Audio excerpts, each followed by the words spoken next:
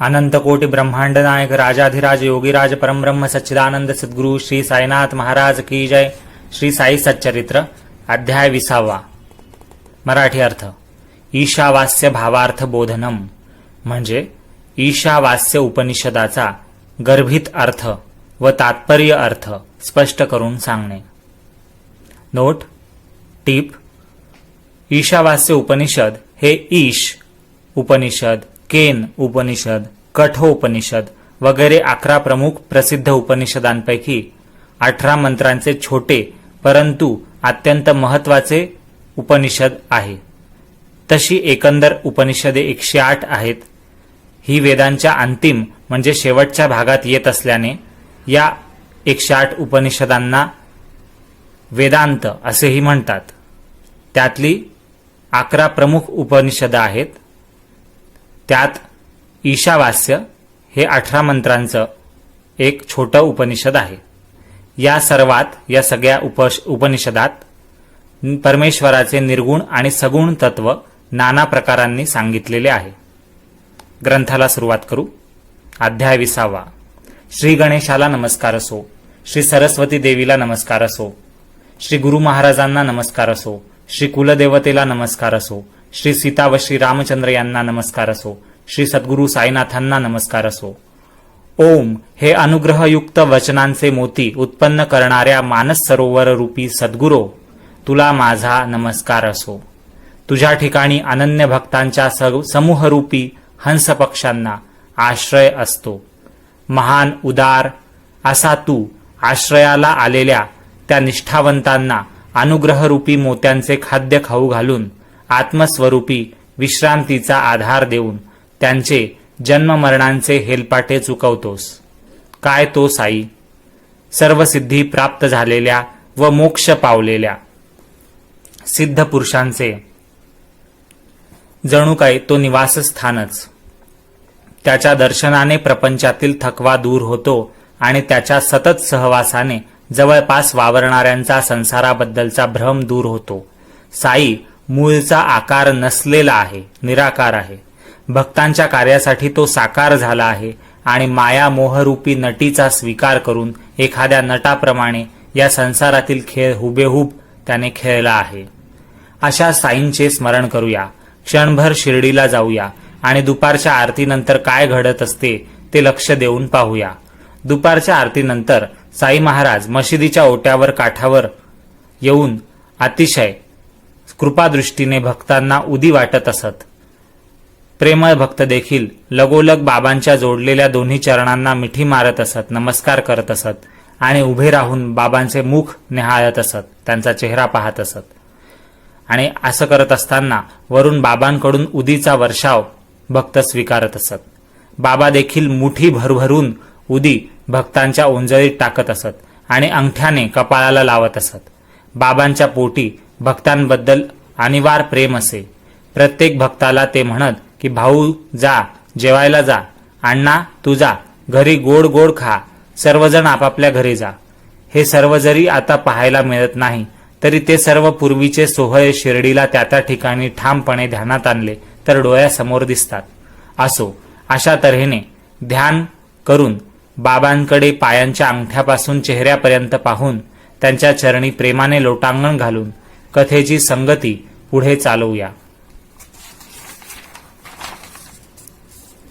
मागील अध्यायाच्या शेवटी श्रोत्यांना मी म्हणजे हेमाडपंत लेखकाने सांगितले होते की बाबांनी श्रुतीचा अर्थ एका मोलकर्णीकडून उलगडवला होता.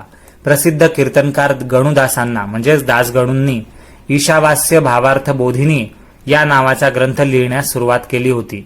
म्हणजे ईशावास्य उपनिषद हा जो संस्कृत ग्रंथ आहे उपनिषदाचा, त्याला मराठीत भाषांतर करणारा ट्रान्सलेशनचा एक ग्रंथ बनवत होते, अनुवाद लिहित होते. त्याचं नाव होतं ईशावास्य भावार्थ बोधिनी. मनात त्यांच्या काही आशंका उद्भवली आणि ती शिर्डीत येऊन सद्गुरू साईच्या चरणी घातली. त्यावर साई काय म्हणाले ते ऐका. साई दासगणूंना म्हणाले की या शंकेचे निवारण तू जेव्हा येथून परत जाशील तेव्हा काकाच्या घरची मोलकरीण करेल. असे जे बाबा म्हणाले तीच आता या कथेची संगती येथून पुढे आपण चालवूया. श्रोत्यांनी नीट लक्ष द्यावे म्हणजे निर्दोष श्रवण होईल.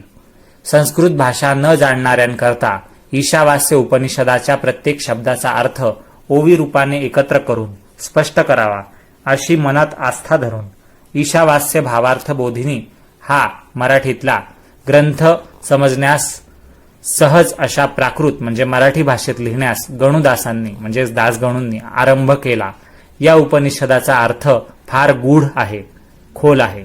त्याच्या प्रत्येक शब्दाचे भाषांतर तर झाले म्हणजे भाषांतर लिहून झाले संस्कृतमधून मराठीत, परंतु त्याच्या गर्भितार्थाचे रहस्य कळल्याशिवाय गणुदासांच्या मनाला आनंद वाटत नव्हता. चारही वेदांचे जे सार तेच उपनिषदांचे भांडार आहे. ईश्वराची कृपा असल्याशिवाय तो हाती लागणे शक्य नसते. कोणी म्हणेल की मी मोठा विद्वान आहे, आपण प्रयत्न करून ही उपनिषदे समजून घेईन आणि त्यांचा यथास्थित अर्थ सांगू शकेन, तर ते सृष्टीच्या प्रलयापर्यंत म्हणजे कधीही घडणार नाही, अशक्य आहे.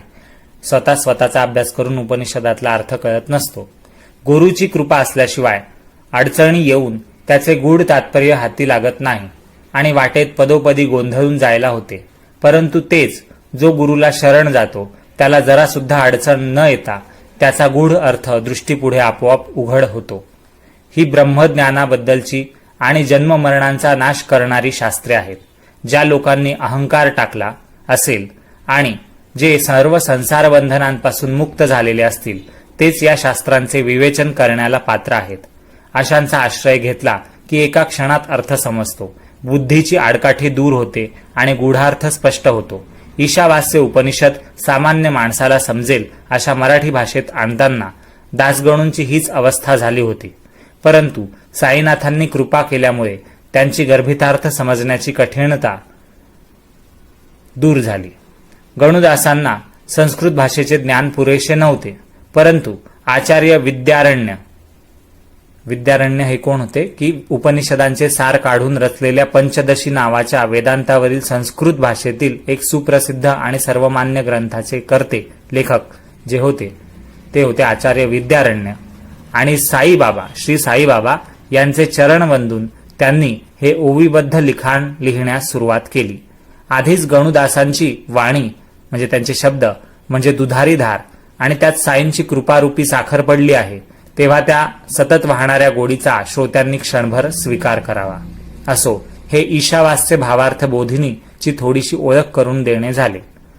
म्हणजे दासगणूंनी ईशावास्य उपनिषदाला मराठीत ज्या ग्रंथात लिहिलं त्या ग्रंथाची ओळख, तो ग्रंथ कशाने लिहिला, का लिहिला, कोणत्या विषयावर आहे याबद्दल आपण समजलो. त्याचे मर्म जाणायचे असल्यास म्हणजे त्या ग्रंथातून काय सार घ्यायचा, काय शिकायचं हे जाणायचं असल्यास श्रोत्यांनी मूळ ग्रंथाचे अवलोकन करावे. म्हणजे भावार्थ बोधिनी नावाचा जो मराठी ग्रंथ रचलेला आहे दासगणूंनी तो अभ्यासावा. माझा ही कथा वर्णन करून सांगण्याचा उद्देश आणखी वेगळाच आहे, तो आता ऐका, असं हेमाडपंत आपल्याला लेखक सांगत आहेत. आपला भक्त एखादा ग्रंथ पाहू लागला आणि त्याला त्यात एखादे न समजणारे वाक्य आढळले तर साई महाराज त्या भक्ताच्या शंकेचे समाधान बोलल्याशिवाय कसे करत असत ते पहा. या कथेचा हेतू हाच आहे. तो सारांश रूपाने श्रोत्यांना सांगितला जावा हीच माझी मनीषा म्हणजे इच्छा आहे. कृपा करून लक्ष देऊन ऐका. ओवीबद्ध टीका म्हणजे स्पष्टीकरणासह विवरण केली आणि विद्वान लोकांना ती मान्य झाली आणि गणुदासांच्या मनातील इच्छा ही पूर्ण झाली. परंतु त्यांच्या मनात एक शंका राहिली. पंडितांसमोर ती त्यांनी मांडली, त्यावर पुष्कळ चर्चा केली, परंतु कोणाकडूनही त्या शंकेचे समाधानपूर्वक निरसन होऊ शकले नाही. इतक्यात काही कारणाने दासगणूंचे शिर्डीत जाणे झाले आणि त्यांच्या शंकेचे निवारण अगदी सहजपणे झाले हो. अगदी साईंचे दर्शन घेण्यासाठी दासगणू मशिदीत गेले. साष्टांग नमस्कार करून बाबांच्या पायी त्यांनी मस्तकी पाय त्यांचे धरले, साईबाबांचे म्हणजे नमस्कार केला त्यांना आणि सुखसंपन्न झाले. संतांचे अनुग्रहपूर्वक पाहणे म्हणजे कृपादृष्टीने पाहणे, संतांच्या तोंडचे मधुर शब्द म्हणजे त्यांचे उपदेश, संतांचे ते सुहास्य मुख म्हणजे त्यांचा आनंदी चेहरा, हे सर्व भक्तगणांना क्षेमकुशल म्हणजे शांती प्राप्त करून देणारे असतात. संतांच्या केवळ दर्शनाने सर्व पापे धुवून निघतात. तर ज्यांना त्यांच्या नित्य सहवासाचा ठेवा लाभला, साठा लाभला किंवा खजिना लाभला असेल, त्यांना मिळणाऱ्या पुण्याचे वर्णन किती करावे? म्हणजे ज्यांना हे खरंच साईंचा सहवास लाभला असेल त्यांचं पुण्य तर किती मोठं असेल. दासगणूंनी नमस्कार केल्यावर बाबा सर्व खुशाली लागले. म्हणजे खुशाली विचारताय. साईबाबा दासगणूंना नमस्कार केल्यावर विचारताय.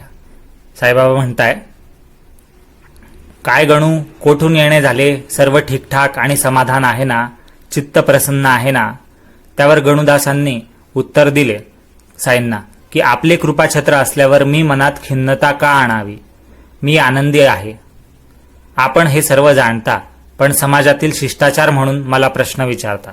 माझे कुशल वृत्त का विचारता हे माझ्या मनाला ठाऊक आहे. स्वतः माझ्याकडून एखाद्या गोष्टीला सुरुवात करवता आणि ती रंगरूपात येऊ लागली की मध्येच अशी मेख मारता, म्हणजे अडचण उभी करतात की तिचा उलगडा कोणाला होत नाही. असं दासगणू एक प्रकारे गारहाण करताय, कंप्लेंट करताय. असो, त्या दोघांचा परस्पर संवाद चालला आणि गणुदासांनी बाबांचे पाय दाबण्यास सुरुवात केली.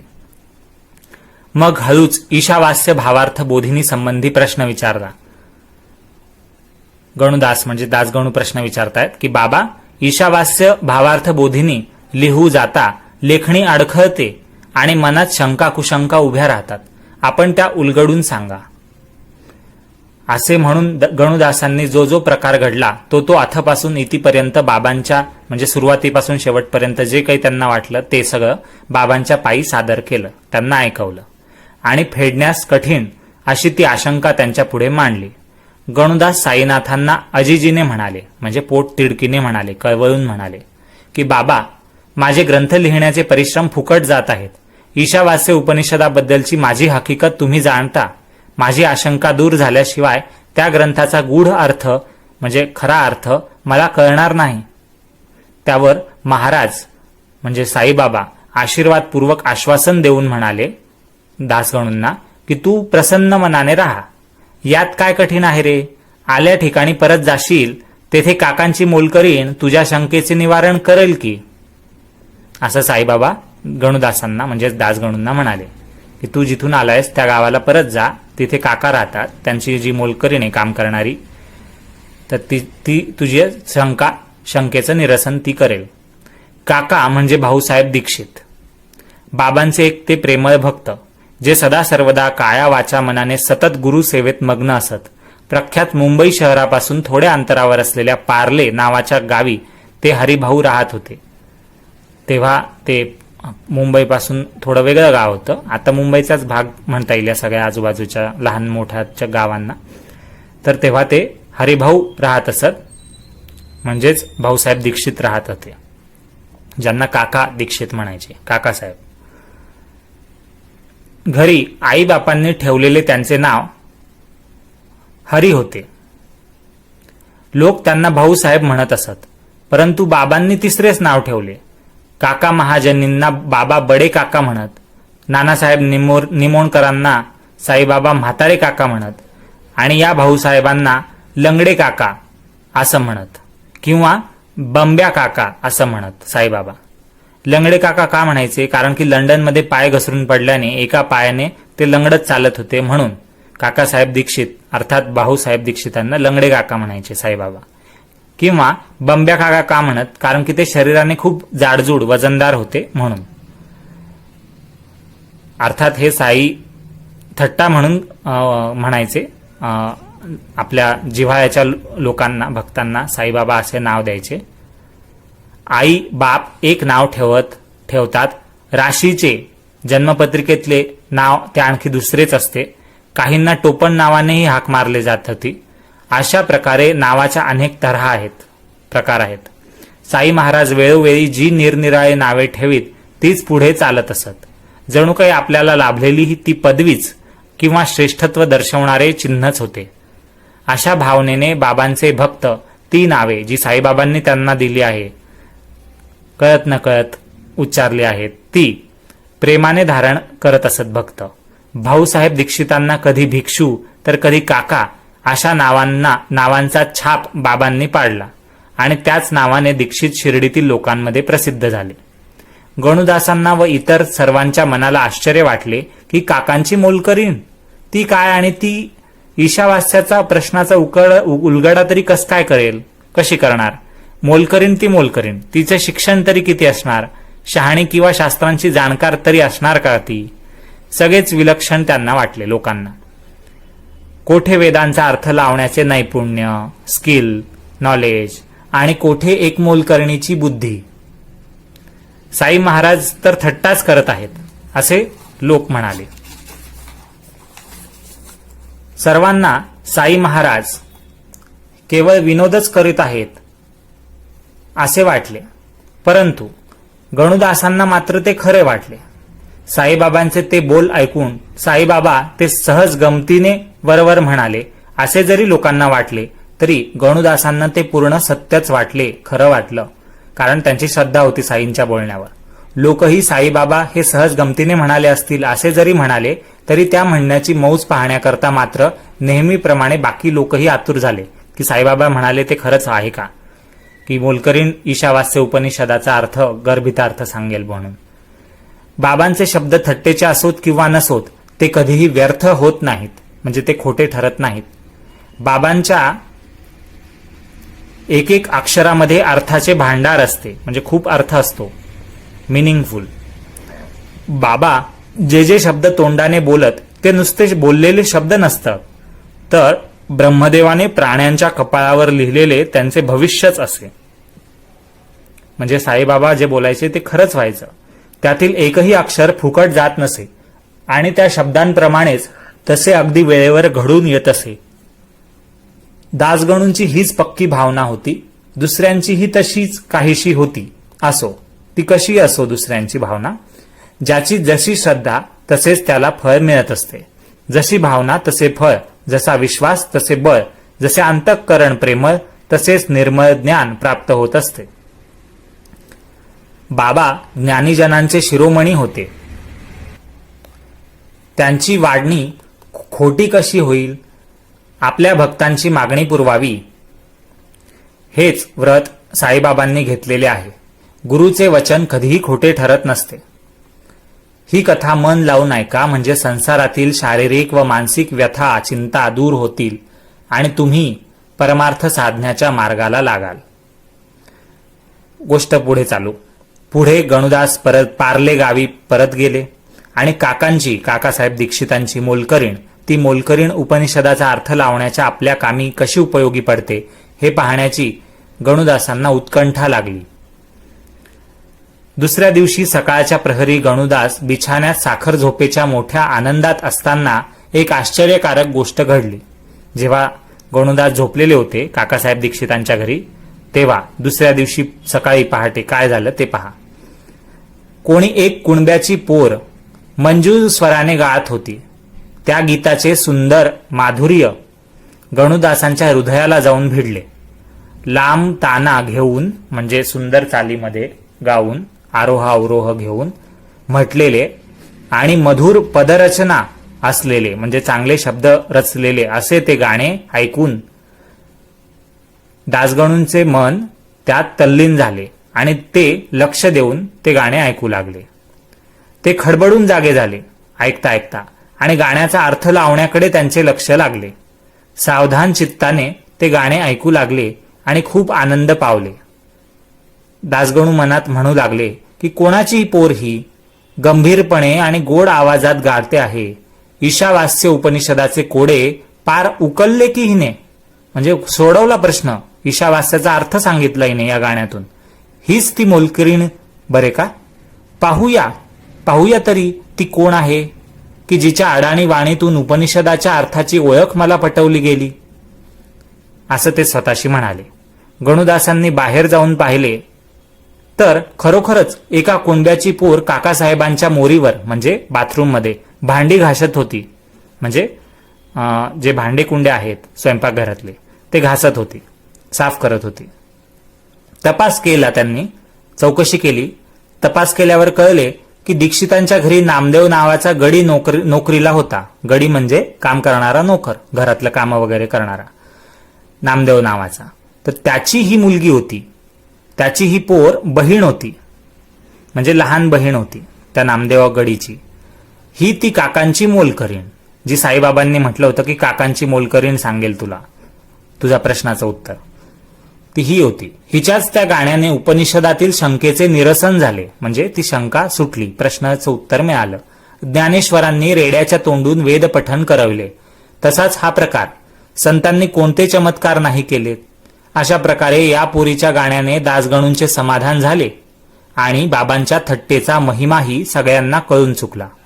कोणी म्हणतात की गणुदास काकांच्या देवघरात पूजेला बसले होते तेव्हा त्यांनी हे गाणे ऐकले. असो, ते जसे झाले असेल तसे असो, त्याचे तात्पर्य एकच, या पूर्ण घटनेचे तात्पर्य एकच की साई महाराज आपल्या भक्तांना अनेक निमित्ताने कसे शिकवतात ते पहा. साईबाबा काय म्हणताय आपल्या भक्तांना या उदाहरणातून ते ऐका. साईबाबा आपल्याला म्हणताय की आपल्या जागीच बसून मला प्रश्न विचारा, उगीच का रानातून व माळातून इकडे तिकडे शोधत बसतात. मीच तुमची जिज्ञासा पुरवीन अशी खात्री बाळगा. मी सर्व ठिकाणी भरलेलो आहे, माझ्याशिवाय रिकामे ठिकाण कोणतेही नाही. भक्तांच्या भावापायी मी कोठेही आणि कसाही प्रगट होतो. जशी भक्ताची इच्छा असेल, श्रद्धा असेल, तसं मी त्याला त्या रूपात तिथे दर्शन देतो, असं साई म्हणाले. असो, त्या 8 वर्षाच्या पोरीने, ती काम करणारी मुलगी होती, ती 8 वर्षाची होती, जी भांडे घासत होती काकासाहेब दीक्षितांकडे जेव्हा ते गाणं म्हणत होती, ज्यात उत्तर होतं ईशावास्य उपनिषदाचं.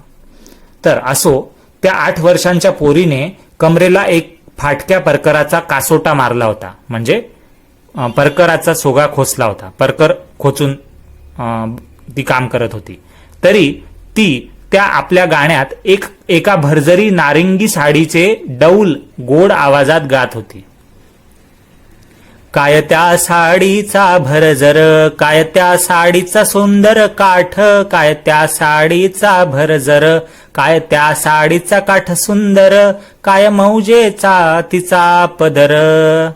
ती पोर हे गीत गाण्यात चूर झाली होती, म्हणजे खूप रंगून ती हे गाणं गात होती. स्वतः मात्र तिचे कपडे म्हणजे जेमतेम फाटकं परकर होता अंगावर. 8 वर्षाच्या पोरीवर तिला पोटभर खायला मिळत नव्हते रोज, आणि बोटभर चिंधीही गुंडाळायला मिळत नव्हती, म्हणजे तिला कधी कोणी छोटा कपडाही दिला नाही. परंतु कोणाच्या तरी नारंगी साडीवर ती बेहद्द खुश झालेली दिसत होती.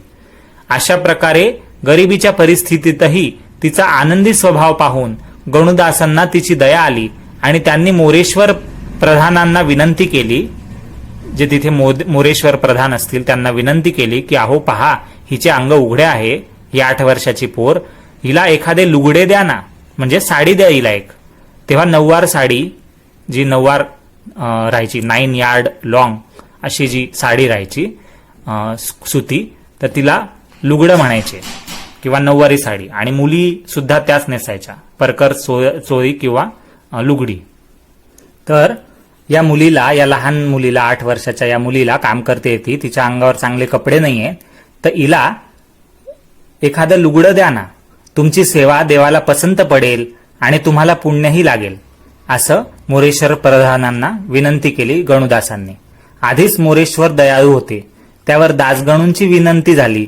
त्यांनी लगेच एक सुंदर साडी विकत आणली आणि आनंदाने त्या पोरीला दिली.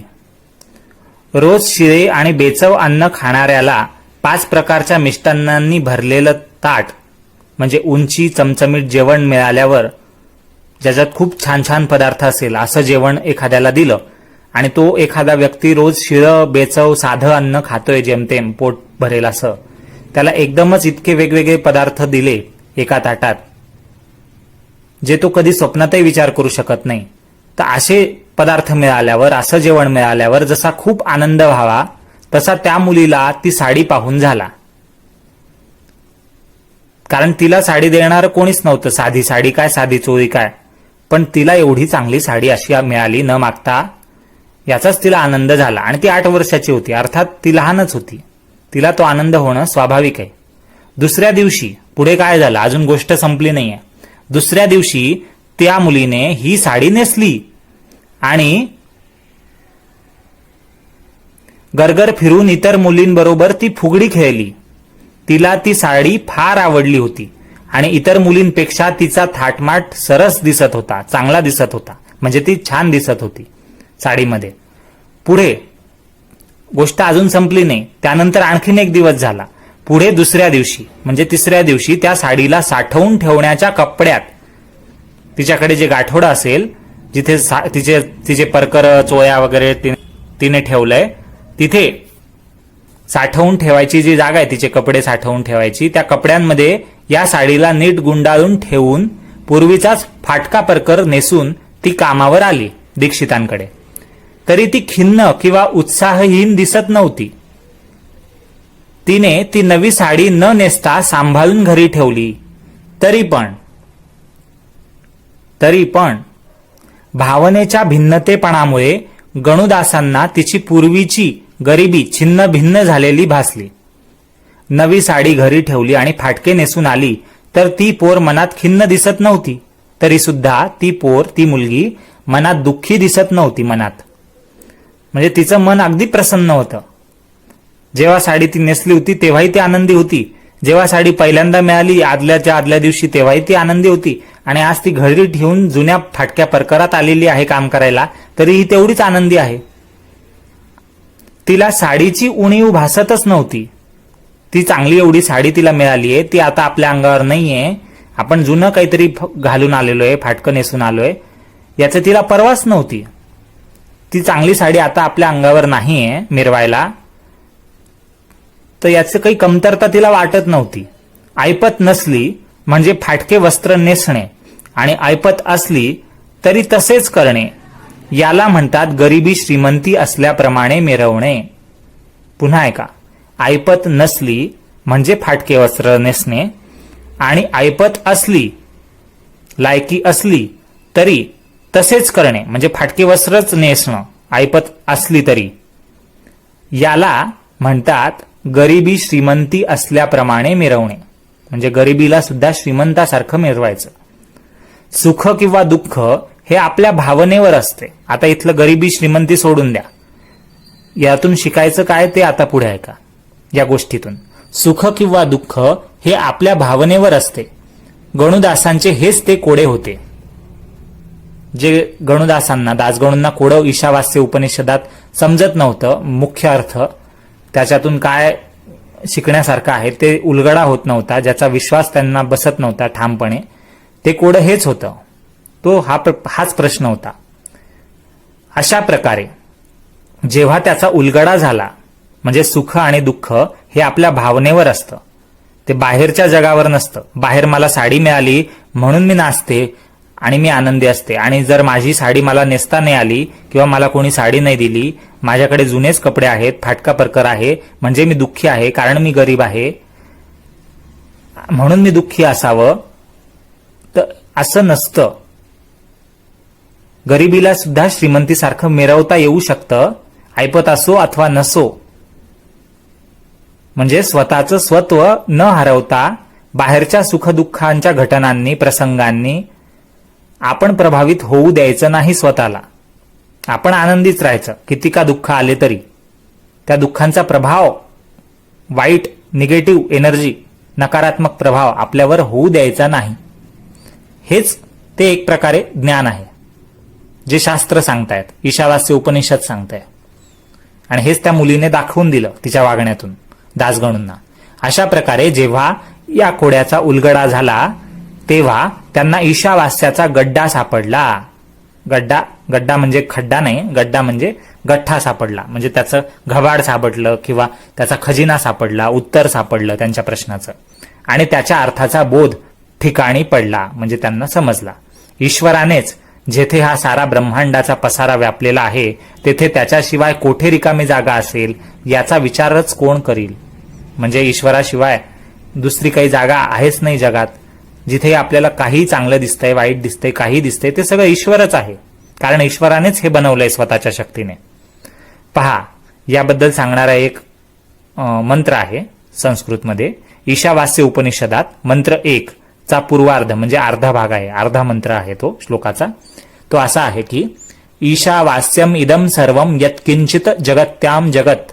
म्हणजे याचा अर्थ असा की अखिल ब्रह्मांडात जे जे काही जड म्हणजे अचल किंवा निर्जीव आहे किंवा चेतन स्वरूप म्हणजे जे चल आहे, अस्थिर आहे, सचेतन आहे, ज्याच्यात प्राण आहेत म्हणजे सजीव आहे, असं अजीव आणि सजीव म्हणजे निर्जीव आणि सजीव, चल अचल असं जे जग आहे ते सर्व ईश्वराने व्यापलेले आहे, असा इथे अर्थ आहे त्याचा. आणखी यासाठी आणखीन एक उदाहरण आहे. गीता अध्याय 9 श्लोक 4 पहा.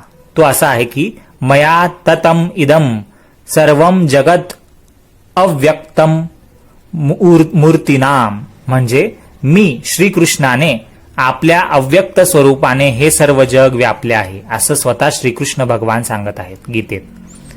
हे परब्रह्मरूपी पूर्ण आहे आणि हे जगतही पूर्ण आहे. पूर्ण परब्रह्मापासून हे पूर्ण जगत उत्पन्न झाले आहे. म्हणून पूर्ण परब्रह्मातून पूर्ण जगताचा हा आभास काढून घेतला तरी शेवटी काय उरतं? पूर्ण परब्रह्मच शिल्लक राहतं. यासाठी एक श्लोक आहे पहा. ईशावास्य उपनिषदातील शांतीपाठ म्हणजे वेदांताचे पठन करण्याच्या आरंभी सुरुवातीला, वेदांत सुरू करण्याआधी वाचण्याआधी सुरुवातीला गुरु आणि शिष्यांनी एकत्र म्हणण्याचा जो पाठ असतो किंवा जे श्लोक असतात ज्यांना मंगलाचरण म्हणतात किंवा शांतीपाठ म्हणतात, कधी कधी यात वेदांतांचे महान तत्व सामावलेले असते. तर त्यातलाच एक पाठ असा आहे, शांतीपाठ किंवा मंगलाचरण असं आहे. ते असं आहे ईशावास्य उपनिषदातलं. ओम पूर्णमदः पूर्णमिदं पूर्णात् पूर्णमुदुच्यते पूर्णस्य पूर्णमादाय पूर्णमेवावशिष्यते.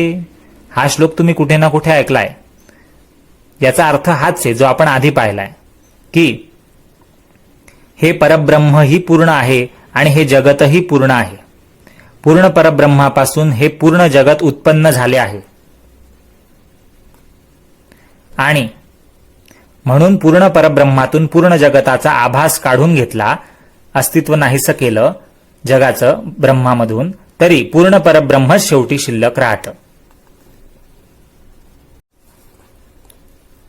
त्या पोरीची गरिबीची अवस्था ही ईश्वराचा अंश आहे. म्हणजे ती गरीब आहे हे काही वाईट नाहीये, हे ईश्वराचंच रूप आहे. हे जी तिची अवस्था आहे, तिची परिस्थिती आहे, तिचं आयुष्य आहे, हा ईश्वराचाच भाग आहे. आणि तो फाटलेला परकर किंवा ती नवी साडी देखील ईश्वराचाच भाग आहे. दान देणारा दाता, दान देण्याची वस्तू म्हणजे देय आणि दान देण्याची जी क्रिया होते, घटना होते, ती क्रिया, ते कर्म म्हणजे दान. दान देणारा जो असतो तो असतो दाता. दाता जो देतो ती वस्तू असते दान देण्याची म्हणजे देय.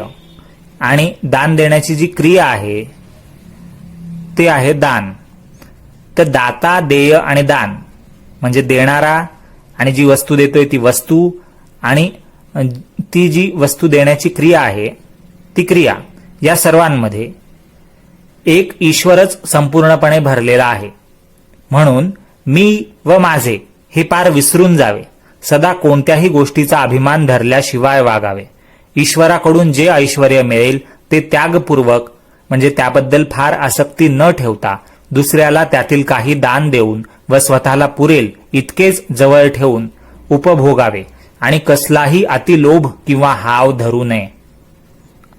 पहा, ईशावास्य उपनिषदातला मंत्र 1 चा उत्तरार्ध म्हणजे पहिलाच मंत्र आहे, त्यातला उरलेला भाग असा आहे की तेन त्यक्तेन भुंजिता मा गृधः कस्य स्विद धनम.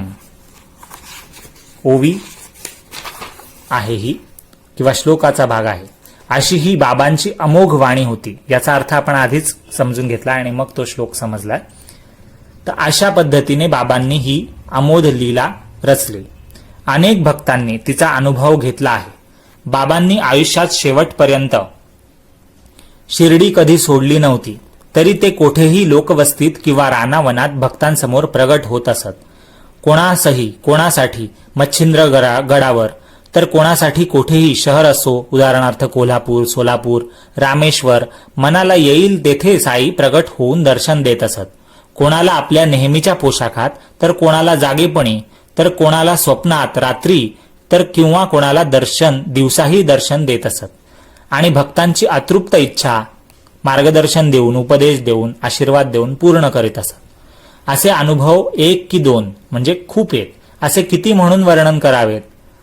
बाबांचे जरी शिर्डीतच राहणे असे तरी ते नकळत कोठेही जात असत, कारण अष्टसिद्धी त्यांच्याकडे होत्या. पहा, ही पोर कोणाची कोण, यह किच्चित गरीब, यह कच्चित गरीब मोलकरीण, म्हणजे खूपच गरीब अशी ती काम करणारी स्त्री होती, मुलगी होती. तिच्या तोंडून नारिंगी साडीवरचे ते गाणे सहज निघाले होते. गणुदासांनी बाबांना शंका विचारावी, ती मोलकरीण काकांच्या येथे असावी आणि तिने ती शंका फेडावी. ही सर्व जादूने मुद्दाम घडवून आणलेली रचना नाही का वाटत. आधी तेथे मोलकरीण असावी हे बाबांना कसे ठाऊक, आणि तिच्याकडून सुद्धा पुढे भविष्य काळात गाणे गायले जाऊन उपनिषदाचा अर्थ समजावला जावा हे कसे साईंना ठाऊक. ते काहीही असो, असे घडले हे निश्चित. गणुदासांना आश्चर्य वाटले. त्यांची शंका फेडली गेली, म्हणजे त्यांना समाधान मिळालं, उत्तर मिळालं, आणि त्यांना ईशावास्य उपनिषद नीट समजलं. श्रोत्यांच्या मनात शंका येईल की हा सर्व खटाटोप बाबांनी कशाला केला. स्वतःच आपल्या तोंडाने सांगून शिर्डीतच ती शंका दासगणूंची का फेडली नाही, तिथेच का उत्तर दिलं नाही शिर्डीत. हे तेथल्या तेथेच नसते का करता आले. पण मग ते महान तत्व लोकांना कसे कळले असते. हा चमत्कार घडवून ईश्वराने त्या मोलकरणीलाही व्यापलेले आहे, हेच बाबांनी सर्वांना दाखवून दिले. आत्म्याच्या स्वरूपाचे अगदी खरेखुरे वर्णन हेच सर्व उपनिषदांचे अंतिम ध्येय आहे. हेच मोक्ष प्राप्त करून घेण्यासाठी पाळण्याच्या नियमांचे, म्हणजे जे नियम पाळावे लागतात त्यांचे किंवा आचरणांचे सार आहे. आणि हेच भगवद्गीतेच्या अर्थाचे निरूपण आहे, म्हणजे स्पष्टीकरण आहे. प्राणी वेगवेगळे असतात, परंतु त्यांचा आत्मा एकच असतो. तो काही करत नसतो आणि तो आत्मा काही भोगतही नसतो. तो कधी अपवित्र होत नसतो, त्याला पाप पुण्य नसतं आणि त्याला कोणत्या कर्तव्याचे आचरणही नसते. मी जातीने उच्च ब्राह्मण आहे आणि इतर सर्व माझ्यापेक्षा नीच जातीचे आहेत, अशी जोपर्यंत भेदभावाची जाणीव असते तोपर्यंत कर्तव्य कर्माचे आचरण करणे आवश्यक असते. म्हणजे दिलेल्या कर्मानुसार, धर्माने, शास्त्राने सांगितल्यानुसार जगणं आवश्यक आहे. मी देहाशिवायचा सर्व ठिकाणी एकच आहे, माझ्याशिवाय आणखी दुसरं कोणी नाही, मीच सर्वांना व्यापून आहे, असे जे ज्ञान तेच आत्मस्वरूपाचे खरे ज्ञान होय. पूर्ण ब्रह्माच्या एकात्मतेपासून ढळलेला हा जीवात्मा कधीतरी स्वस्वरूपाला निश्चित प्राप्त व्हावा हे ध्येय असते. श्रुती, स्मृती आणि वेदांत या सर्वांचा हाच प्रतिपादित निर्णय आहे. मूळ स्थानापासून ढळलेल्या आढळ पदाची प्राप्ती निश्चयपूर्वक साधणे हेच अंतिम उद्दिष्ट असते. समम सर्वेषु भूतेषु तिष्ठन्तं परमेश्वरम, गीतेच्या 13व्या अध्यायातला हा 27वा श्लोक आहे. याचा अर्थ असा आहे की परमेश्वर सर्व प्राण्यांच्या अंतःकरणात सारखाच राहणारा आहे, म्हणजे सगळीकडे सारख्याच पद्धतीने आत्म्यामध्ये परमेश्वर राहतो, मग तो प्राणी कोणीही असो. अशी जोपर्यंत मनाची स्थिती होत नाही, म्हणजे जोपर्यंत आपण सगळ्यांकडे, सगळ्यांमध्ये समान बुद्धीने पाहत नाही, सगळीकडे ईश्वर आहे, हे सगळं ईश्वरच आहे, चांगले लोक, वाईट लोक, कोणी कसंही वागणारा असो, किती गरीब असो, श्रीमंत असो, बुद्धिवान असो, अज्ञानी असो, कोणी कसंही असलं, कोणी दगड का असेना आपल्या समोर, मग ती चांगली मूर्ती असो, रत्न असो, मातीचा गोळा असो, ते काही असो समोर, त्या सगळ्यांमध्ये जोपर्यंत आपल्या मनाच्या स्थितीनुसार सर्वांना समान पाहण्याची वृत्ती येत नाही, सगळीकडे ईश्वरच भरलेला आहे हे आपल्याला जाणवत नाही, तोपर्यंत सर्व प्राण्यांचा अंतरात्मा जो भगवान श्रीकृष्ण तो ज्ञान प्रकाशित करण्यात असमर्थ ठरतो किंवा समर्थ नसतो. म्हणजे तो काही ज्ञान देऊ शकत नाही जोपर्यंत आपण हे पाहू शकत नाही मनाने की सगळे सारखेच आहेत, सगळ्यांमध्ये ईश्वर आहे, तोपर्यंत ज्ञान काही होत नाही. शास्त्रांनी मान्य केलेली कर्मे केल्याने चित्त शुद्ध झाले.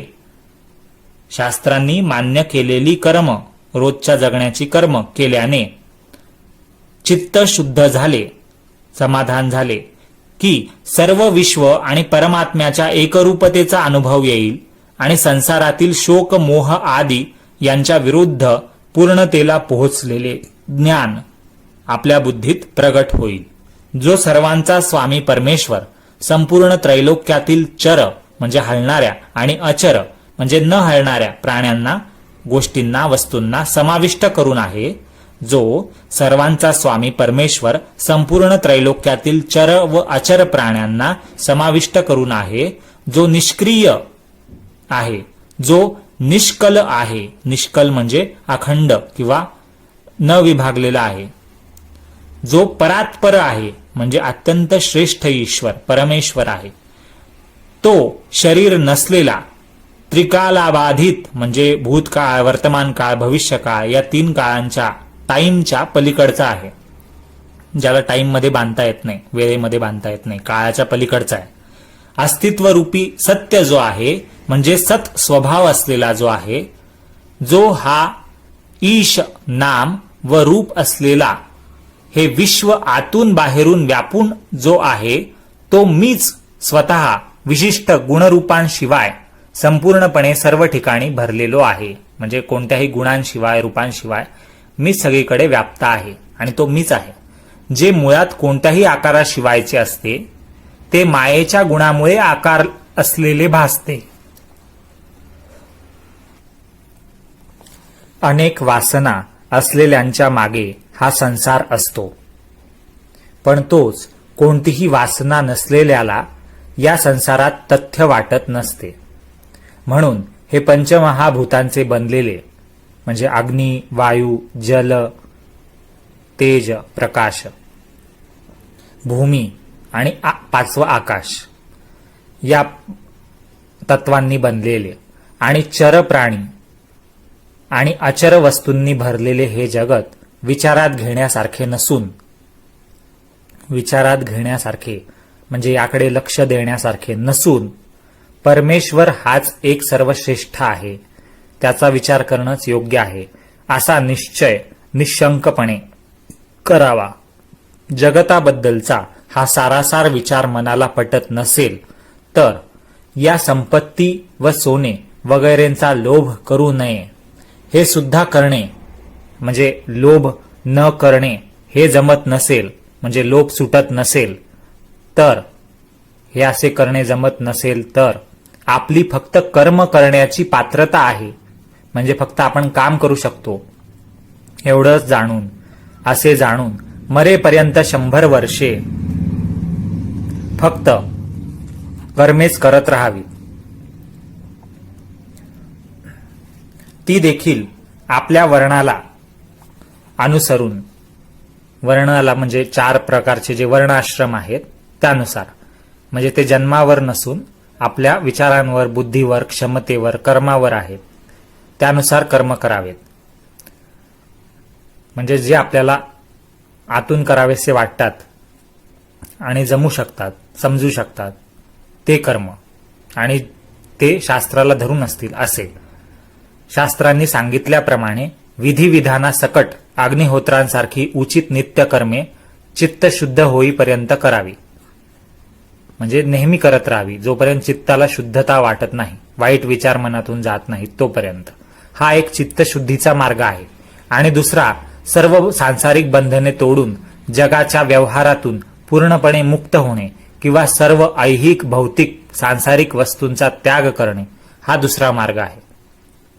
पहिला सांगितलेला कर्म मार्ग आहे, म्हणजे काम करावं, फळाची अपेक्षा करू नये, जे काम सांगितलंय शास्त्राने, नियमांनी, जे योग्य आहे नॅचरली, नैसर्गिकदृष्ट्या ते करावं. आणि दुसरं सांगितलेलं आहे ज्ञान मार्ग. पहिला आहे कर्म मार्ग आणि दुसरा आहे ज्ञान मार्ग, ज्यामध्ये आपण ज्ञान समजण्यासाठी सर्व भौतिक जगाचा त्याग करतो, सोडून देतो. या दोन्हींपैकी एकही मार्ग अवलंबला नाही, म्हणजे ज्ञान मार्गावरही चाललं नाही आणि कर्म मार्गही आचरला नाही, म्हणजे ना कर्मकडे लक्ष दिलं ना ज्ञान मिळवण्याकडे, तर दैवाच्या नियमाप्रमाणे म्हणजे नशिबाप्रमाणे येणारी सुखदुःखे भोगणेच शिल्लक राहते. अशा आळशी व केवळ विषय उपभोगात आपल्याला धन्य मानणाऱ्या लोकांचा कधीच उद्धार होत नसतो. त्यांच्या पतनाचे ईशावास्यातील पुढील 3ऱ्या मंत्रात अत्यंत कडक शब्दात वर्णन केलेले आहे. ईशावास्य उपनिषदातला तो तिसरा मंत्र आहे. तो असा आहे की असूर्या नाम ते लोका अंधेन तमसा अवृत्ताः तांस्ते प्रेत्या अभि गच्छन्ति ये के च आत्महनो जनाः. अशा प्रकारे आपला आत्मघात करून घेणारे लोक असुरांच्या नाना प्रकारच्या ज्या नरक स्वरूप योनी आहेत, जन्म आहेत, त्यात दुःख, क्लेश, अज्ञानरूपी अंधकाराने व्यापलेल्या आहेत, त्यामध्ये मृत्यूनंतर जन्म घेतात. जे लोक ना कर्मावर लक्ष देत ना ज्ञानावर लक्ष देत, ते कोणाचा किती अधिकार आहे हे ओळखणारे सद्गुरू ही ब्रह्मविद्या व हा उपनिषदाचा बोध सर्वांना सरसकट देत नसतात. कोणाचा किती अधिकार आहे हे ओळखणारे सद्गुरू ही जी काही ब्रह्मविद्या आहे आणि उपनिषदाचा बोध आहे तो सर्वांना सरसकट देत नसतात. जोपर्यंत जगत म्हणजे हे सगळं जग आणि परमेश्वर यांची एकात्मता म्हणजे हे जग आणि परमेश्वर एकच आहे हे मानण्याची मनाची वृत्ती झाली नाही, मनाचं समज झाली नाही, तोपर्यंत उपनिषदांचा उपदेश केवळ शब्दांचाच होतो. परंतु तसला शाब्दिक बोधही असावा लागतो, कारण जिज्ञासू आधी तोच मागत असतो.